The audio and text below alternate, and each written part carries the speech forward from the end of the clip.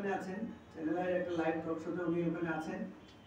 আর এটা আগে থেকে ফিক্স করা ছিল, আমরা চেয়েছিলাম ওই প্রোগ্রামটা ক্যান্সেল করতে, কিন্তু তারা বলেছে তাদের লাইভ প্রোগ্রাম, এবং তারা বলছে যেহেতু আপনাদের সংবাদ সম্মেলনও আছে, সুতরাং ওখানেও তো উনি ওনার বক্তব্য রাখতে পারবেন, সুতরাং সেটা আমরা উনি সেই অনুষ্ঠানে অংশ নিয়েছেন, আমরা সেটা আর ক্যান্সেল করার ইয়ে দেয়নি।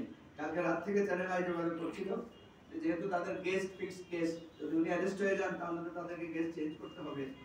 এনিওয়ে, আমি যেটা বলছি যে ব্যারিস্টার ফুয়াদকে কেন গ্রেফতার করা হবে বা কি হবে এই ধরনের কথা আমি তো বলেছি, এটা পুরোটাই বোগাস একটা প্রচারণা।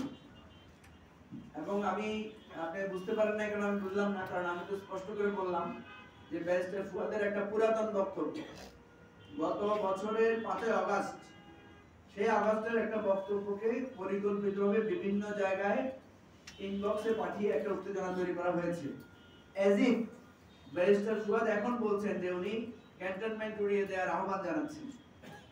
এটা 2024 সালের 5ই আগস্টের একটা বিশেষ পরিস্থিতিতে একটা বিক্ষোভ সমাবেশ থেকে বলা, এটা বাংলাদেশের কোনো মিডিয়াতে সেভাবে প্রচারও হয়নি।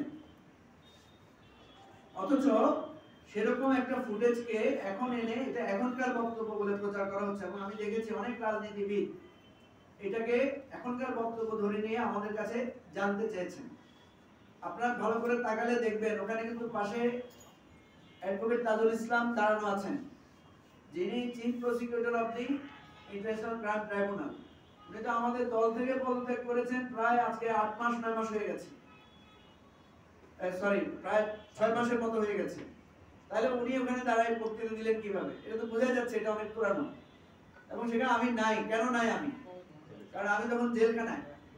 তো এই ছবিটা ফুটেজটা আপনারা এটা রিয়েল জায়গাটা খুঁজলে আপনারা পেয়ে যাবেন। সুতরাং এটা একটা মিথ্যা প্রপাগান্ডা, এটা একটা অযথা উত্তেজনা সৃষ্টি করার চেষ্টা এবং ভয়ভীতি প্রদর্শনের চেষ্টা।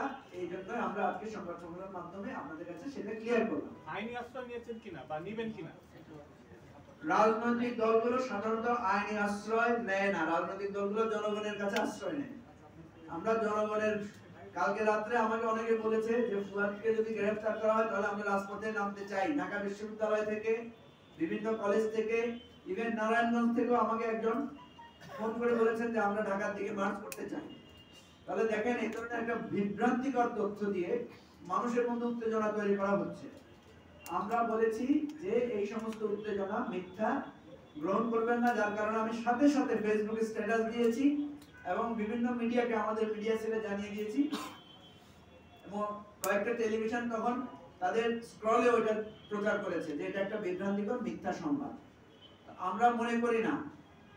আর দ্বিতীয় হচ্ছে রাজনৈতিক নেতাদের জন্য জেলখানা এটা হচ্ছে দ্বিতীয় বাসস্থান, সুতরাং এটা আমাদের জন্য কোনো ব্যাপার না। আমরা এটার জন্য আইনগত লড়াই এগুলো করবো, যদি জেলে যেতে হয় কখনো আবার করবো, অসুবিধা নেই। ভাই প্রশ্নটা হচ্ছে